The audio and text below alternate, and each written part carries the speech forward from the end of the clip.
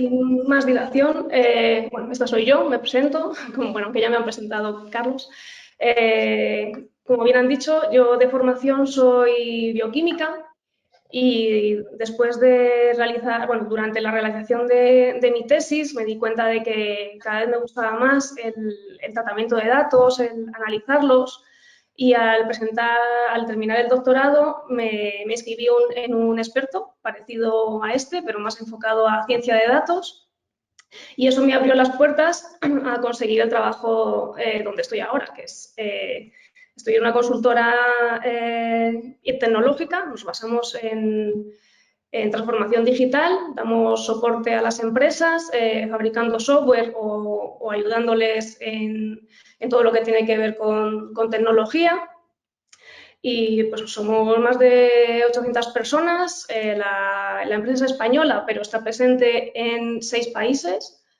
Y bueno, pues nos gusta decir que tenemos 800 oficinas, una por cada singular, porque desde este año, con la pandemia, nos dieron flexibilidad total a la hora de trabajar. Y yo, por ejemplo, trabajo desde Segovia, pero pertenezco a la oficina de Madrid.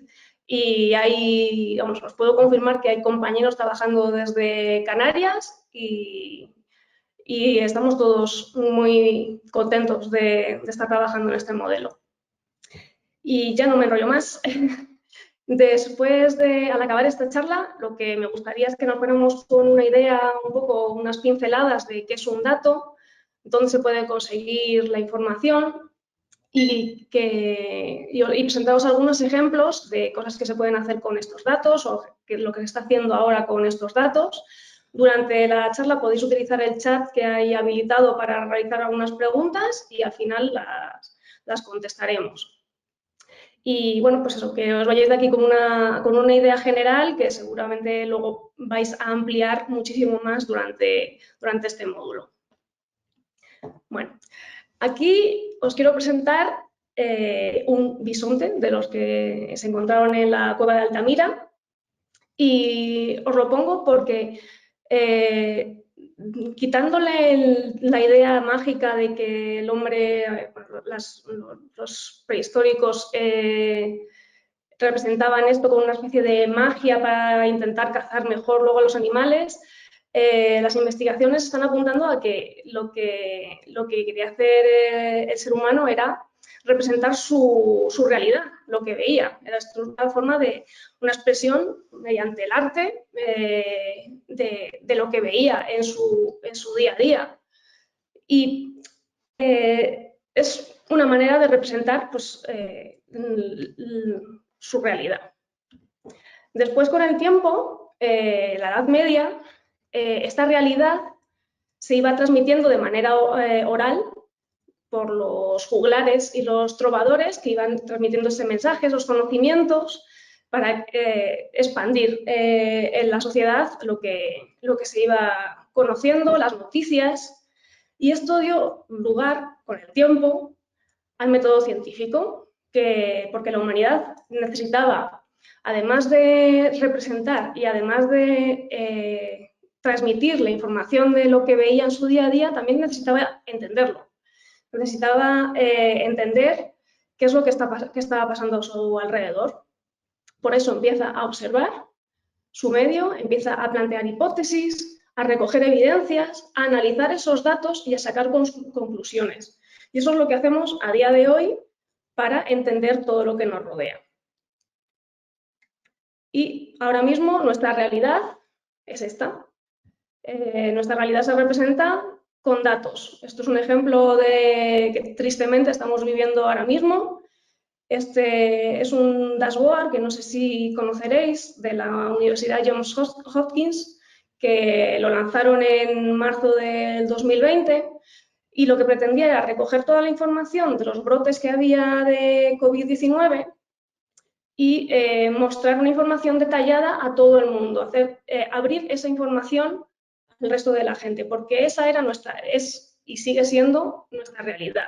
Entonces, ya no somos hombres de las cavernas que estamos representando bisontes en la pared, ahora somos personas que representan su realidad mediante datos, mediante gráficos y lo intentan expandir con las nuevas tecnologías para que todo el mundo tenga acceso a ellos.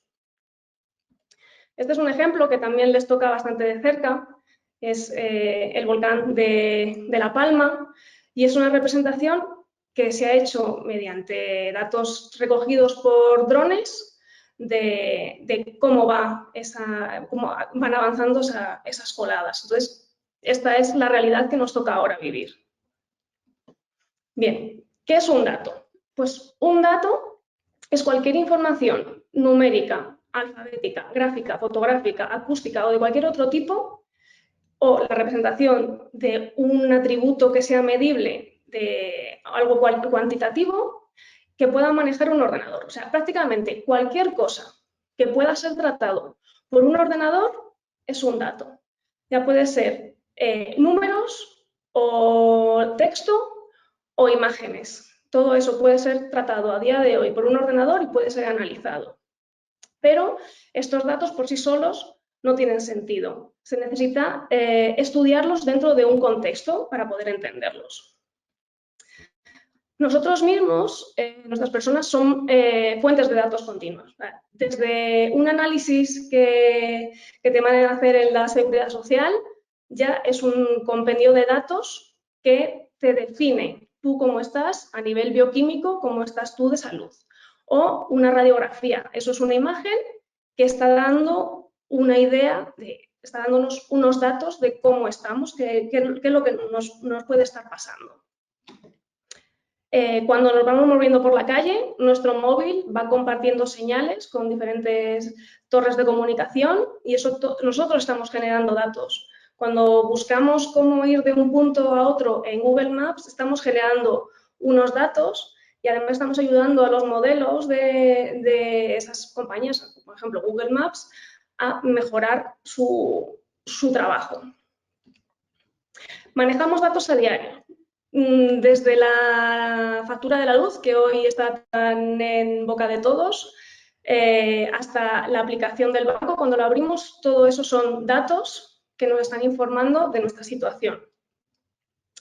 Cuando abrimos un periódico, cada vez más se realiza un tipo de periodismo, que es el periodismo de datos, que consiste en analizar diferentes fuentes de datos y sacar conclusiones. Entonces, estas noticias están basadas en datos. Por lo tanto, nosotros somos una fuente de datos y además consumimos datos todo el rato. A nivel mundial somos casi 8 billones de personas. El 67% de la población tiene acceso a teléfonos móviles. El 62% de la población está usando Internet y casi el 58% de esa población usa redes sociales. Esto quiere decir que estamos generando datos constantemente, de tal manera que a día de hoy se han generado en un año 79 petabytes de información. Y para que nos hagamos una idea, un zettabyte tiene 21 ceros, es un sextillón de bytes. Y para 2025 se calcula que se estarán generando, intercambiando cualquier tipo de información sobre nuestras personas, 181 zettabytes. Eso quiere decir que a día de hoy se genera más información de la que se puede analizar, tanto por tiempo de computación como por ordenadores. No hay suficientes ordenadores para analizar todo eso a la vez. Y generamos más información de la que se puede analizar. Muy bien, esta información puede ser tanto propia, para que tengamos nuestros propios datos como nuestro historial médico, datos de nuestra empresa, datos bancarios, porque puede ser tanto en formato electrónico como en papel, y también pueden ser datos de bases públicas o privadas. Desde el sector público, en muchos ayuntamientos, se está haciendo un gran esfuerzo de transparencia para que cada vez la ciudadanía tenga acceso a esos datos. Entonces, se habilitan páginas de datos abiertos en los que se pueden consultar información que es relevante para cualquier persona. se exponen ahí y te lo puedes bajar como si fuese un archivo, o habilitan unas puertas de intercambio de información que se llaman APIs. Entonces, que sepamos que las administraciones públicas están haciendo un gran esfuerzo por esta transparencia, por compartir los datos que están disponibles con el resto de la ciudadanía. Otro tipo de datos que pueden ser las cookies, cuando navegamos por una página web, nuestro posicionamiento GPS con el móvil o con el coche, encuestas que se están rellenando, imágenes de cámaras de seguridad. Y el web scraping, que es algo un poco más sofisticado, por así decirlo, que es información que está en páginas web, pero no está servida de una forma accesible, sino que tienes que coger y escanear, por así decirlo, la página web. Entonces, es importante saber que hay que conseguir estos datos de manera legal y que estos datos sean veraces. Entonces, el web scraping estaría un poco en una zona un tanto gris. Si son datos protegidos no se puede hacer. Si son datos que no están protegidos no habría ningún problema. Entonces, se está luchando y toda la tendencia tiende a que estos datos sean cada vez, todos los tipos de datos sean cada vez más accesibles por todo el mundo y que puedan ser tratados por todo el mundo. Con el avance de las nuevas tecnologías se ha visto que estos datos tienen un gran valor. Para las compañías pueden sacarle un gran partido para poder conocer, por ejemplo, su público objetivo, a qué población le van a dirigir un artículo o un servicio que les pueda interesar más, conocer a su audiencia. Se desarrollan modelos de negocio más eficaces y efectivos, no solo a nivel monetario, que les proporcione unos réditos económicos, sino también a la hora de mejorar en cuanto a salud laboral, prevenir accidentes. Estas empresas están viendo que recoger datos y estudiarlos les está siendo de gran ayuda. Y aparte, hay que tener siempre en cuenta, como decía Carlos al principio, que los datos deben ser íntegros, confidenciales, que estén disponibles y que sean auténticos. Hay que tener mucho cuidado a la hora de pedir, almacenar datos para cumplir estos requisitos. Y muchas veces, en lo que invertimos más tiempo, la gente que nos dedicamos a ciencia de datos, es al tratamiento previo de esos datos antes de estudiarlos.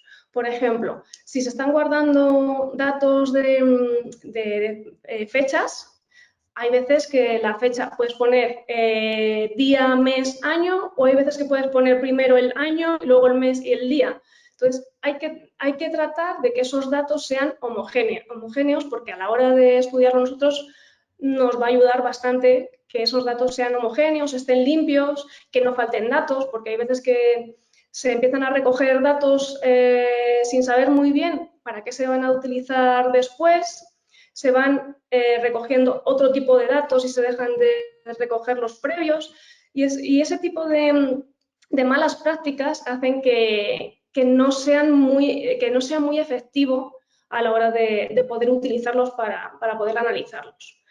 Y también es muy importante vigilar que no haya sesgos y que los grupos estén desequilibrados. Por ejemplo, hace un tiempo que Google sacó un modelo de reconocimiento de personas y como no habían recogido suficientes fotografías de personas racializadas, a estas personas negras las confundían con simios. Entonces tuvieron que descartar ese modelo porque estaba sesgado. Los grupos que habían utilizado para entrenar ese modelo no estaban bien hechos, no tenía una representación de la sociedad, se había centrado solamente en algunos grupos y no detectaba bien las cosas. Entonces hay que vigilar ese tipo de sesgos, que haya diversidad de datos y que dentro de los grupos que sean diversos haya una cierta cantidad y una cierta calidad en esos datos. Y esto lo he añadido a última hora porque me lo han dicho esta tarde en una reunión, y es que los datos son globales. Y esto es verdad, igual que una imagen vale más que 1000 palabras, una gráfica vale más que 1000 palabras, y además te da igual en qué idioma esté. Yo os puedo poner la gráfica de antes de los zettabytes sin saber lo que es un zettabyte, pero tú, viendo cómo esas barras van subiendo en el tiempo, entiendes que la tendencia es a que haya cada vez más zettabytes. Y esto pasa con cualquier idioma. O sea, te da igual leer una gráfica en inglés que en francés. Puedes entender a lo que se está refiriendo con solamente ver esa imagen. Vale, y gracias a la democratización de estas fuentes de datos, que cada vez haya más datos abiertos, que haya cada vez más herramientas que son gratuitas o de bajo coste y que puede utilizar todo el mundo, que están al alcance de casi todo el mundo, ha proporcionado que el análisis de datos y el tratamiento de datos se pueda utilizar en nuestro día a día. Una herramienta que seguramente usemos todos casi a diario sea Excel o Google Sheets, que son hojas de datos, hojas de cálculo, donde puedes hacer tus estadísticas, sacar tus métricas y tener una idea, por ejemplo, de la economía familiar. Esto se puede utilizar en cualquier hogar del mundo para llevar una estimación más o menos de cómo está la economía familiar, saber cuánto dinero entra, cuánto te estás gastando y saber cuánto puedes ahorrar. Si ya nos vamos a empresas que ya tienen un volumen de datos mucho más grande, ya estaríamos hablando de Big Data. Cuanto más volumen de datos ya deberías irte no solamente a trabajar en un ordenador, sino ya almacenamiento en la nube y otro tipo de herramientas un poquito más potentes, como pueden ser Power BI, Tableau, Data Studio. Estas herramientas ya son de pago. Data Studio se puede utilizar gratis y Power BI también tiene una opción gratuita, pero ya estaría dando algo más potente que un simple Excel. Y no sé si habéis visto en redes sociales o incluso en alguna tienda esta camiseta que dice: ¿de qué me sirven las mates si voy a ser youtuber? Pues yo siento decirle a quien diseñó esta camiseta que incluso para ser youtuber necesitas saber algo de analítica y algo de matemáticas como mínimo. Porque YouTube tiene su parte de analítica que se llama YouTube Studio, en el que te van a ir informando cuántas visitas tienes en tu canal, cuánto están viendo tus vídeos, te dice cuáles son los segmentos del público que tú tienes, qué rango de edad de personas te están viendo, y así puedes enfocar un poco tu canal a los gustos de tu público o si estás haciendo publicidad, saber a quién le va a impactar. O si no estás teniendo visitas, intentar ponerle remedio antes de que sea demasiado tarde. Así que quien diseñó esta camiseta no estaba muy acertada. También otras herramientas que tenemos para analizar nuestro tráfico en páginas web. Si tenemos una página web y queremos ver también cuánta gente está visitando, qué tipo de usuarios están visitando nuestra página, tenemos herramientas como Google Analytics que nos da toda esta información. Bien, seguimos con este ejemplo del volcán de La Palma, y es que hay una corriente en el periodismo actual, que es el periodismo de datos, que utiliza diferentes fuentes de datos para construir noticias, no, es representar lo que está pasando en realidad. Y en este ejemplo, por ejemplo, del País, en el que Borja Andino, Kiko Llaneras y Luis Sevillano, que son unos grandes periodistas de datos, recogen información de datos abiertos de La Palma, con imágenes de drones que han estado grabando cómo va la colada y datos del catastro. Entonces, cada uno de esos puntos que vemos en el mapa es una vivienda que está inscrita en el catastro. Entonces, se puede ir a esta página que han habilitado, navegar por el mapa y ver qué viviendas han sido afectadas por la lava. Como digo, esta es la página de Open Data de La Palma y este sería las imágenes de los drones que han sido utilizadas para elaborar la noticia. Bien. Y esto es otra información que han hecho unos compañeros sobre un evento tecnológico que se llama TarugoConf y utilizan la API de Twitter. Twitter abre una puerta para que te puedas descargar su información y le puedes hacer peticiones, por ejemplo, de los 50 últimos tweets que hayan llevado determinado hashtag. Y o los tweets, el texto de los tweets sobre un tema que se esté hablando. Y aquí se ha utilizado para representar primero el lugar de donde se están escribiendo esos tweets, cuántos están escribiendo a cada hora, cuáles son las palabras que se repiten más, y también se ha aplicado un análisis de sentimiento. Esto es, mediante el procesamiento del lenguaje natural, que es una de las técnicas de Machine Learning, lo que hace es recoger todo el texto de los tweets y analizar las palabras y el sentimiento que aportan, si la gente está enfadada, si está a favor, si está en contra, y es una manera de representar lo que está pasando en ese evento. Y siguiendo con Twitter, otras de las informaciones que se puede descargar desde esa API son nuestros amigos, ¿no? Nuestros followers, nuestros contactos en Twitter. Y aquí podemos ver, esto es una representación en grafo, que es un tipo de gráfica. La gente que está muy próxima se representa cercana y cada una de las líneas es una conexión. Entonces podemos ver cómo hay dos grupos bastante bien definidos, otro un poco más difuso y gente pues alrededor, ¿no? Los que estarían en el centro serían los influencers y alrededor todos los followers. Y esto se está estudiando también mucho ahora porque siguiendo con el tema que ha dicho Carlos de la información, las informaciones falsas y noticias falsas, este tipo de grupúsculos que se forman en Twitter hacen, entre muchas cosas que están estudiando ahora, que esas noticias falsas se expandan muy rápidamente. Porque eso quiere decir, si un influencer de los que está en el centro de ese clúster, de ese grupo de gente, comparte una noticia falsa, todos los que están alrededor lo van a ver. Y esto genera también un efecto de cámara de eco. Cuando yo estoy en uno de esos grupos, solo estoy viendo información de gente que es afín a mí. Y eso hace que si una persona que piensa como yo o parecido a mí comparte una noticia que es falsa, yo la doy por verdadera. Y eso hace que confíe y la expanda más hacia el exterior, porque no estamos solamente en un grupo, estamos en varios.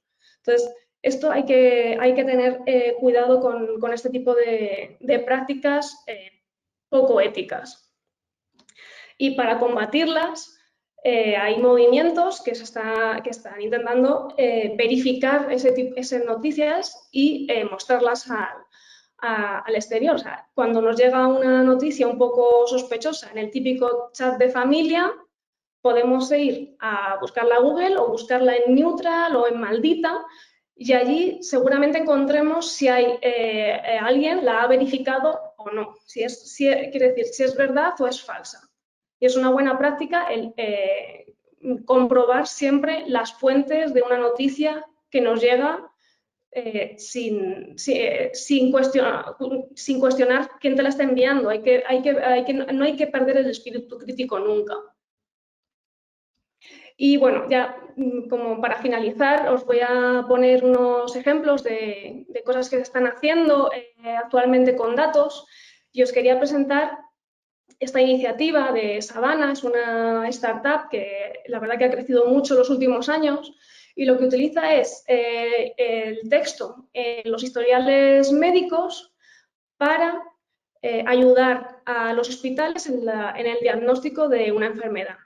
Ellos analizan el texto de los historiales, los comparan con toda la información que han recogido durante años de esas historias clínicas y pueden hacer una predicción de el tratamiento y de cómo va a evolucionar esa persona en esa enfermedad. También en el ámbito médico se está trabajando para hacer diagnóstico por imagen que esté asistido por inteligencia artificial. En este caso, se utilizaban fondos de ojos, una foto del ojo para prevenir, para detectar con antelación si iba a haber una retinopatía diabética, que es un tipo de enfermedad que se da en la retina para las personas diabéticas. Y la cosa más importante de este proyecto es que utilizaba la cámara de un teléfono móvil para poder detectarlo. Y eso posibilitaba que en sitios que no hubiese acceso fácil a un óptico tengan una manera de detectar previamente esa retinopatía.